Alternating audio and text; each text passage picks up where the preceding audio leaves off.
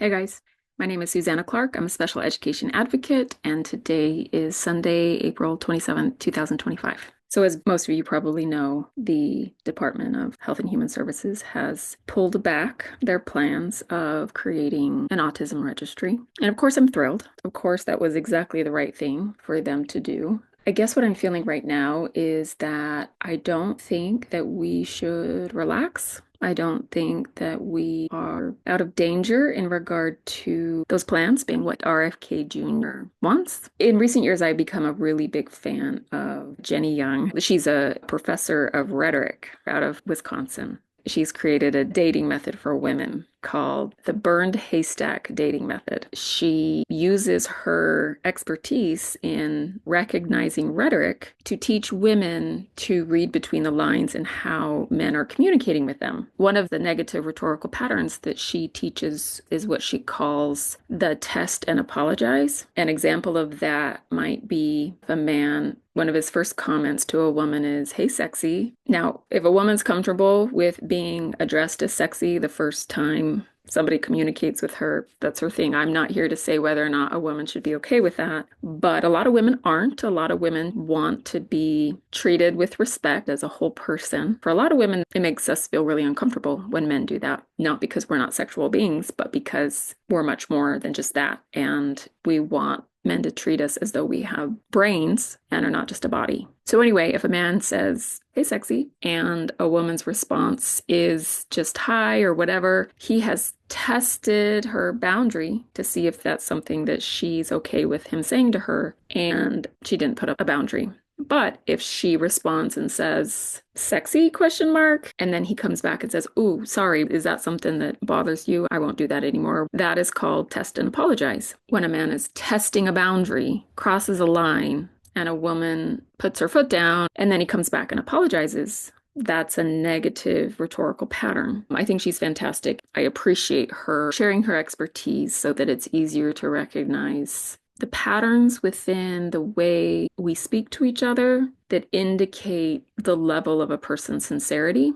I think a lot of these negative rhetorical patterns men and women use without understanding what they communicate about ourselves, and potentially a level of manipulation that all of us need to recognize in ourselves and to stop doing, making sure that we are sincere in the way that we communicate with other people. So anyway, that's the first thing I thought of when the Department of Health and Human Services comes out and says, "Oh, no, no, no, we're not compiling an autism registry. We just want to study autism and help this community." Something that Jenny Young communicates is that the test is real, the apology is not. So basically, through that lens, it's so clear that the Department of Health and Human Services, under its current leadership, compiling an autism registry is exactly what they want to do. And it is laying the foundation of eugenics. It's just what it is. But they got a lot of pushback from a lot of people. So they pulled back. As I've been looking at the situation, I don't feel relieved. Don't get me wrong. I'm thrilled that they are publicly saying that's not what we're doing. But my guard is not down. I'm glad that they are publicly pulling back on that. I'm just not convinced that that isn't exactly what they want. They tested America's boundaries to see how far they could push this idea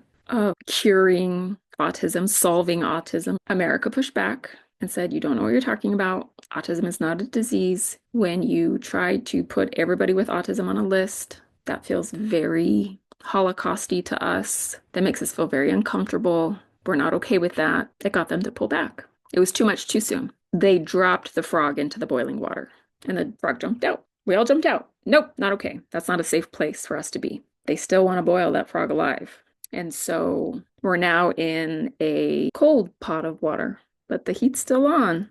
So I just feel the need to say, I think it's really important that we don't all relax and think, okay, this is better. We're fine, because we are still in a pot of water. Only this time it's a cooler temperature, so it's more comfortable for us, but that burner is on underneath the pot.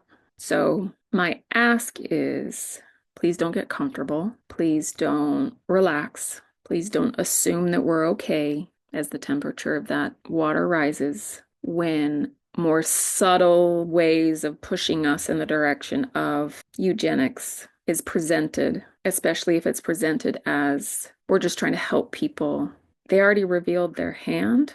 None of us should feel like they're trustworthy. We already know. They've already exposed themselves. We already know who they are. And it's really important not to relax because the person that's at the head of this research project is still a vaccine denier, is still somebody who doesn't support solid science. The autism community and the disability community at large is still not safe.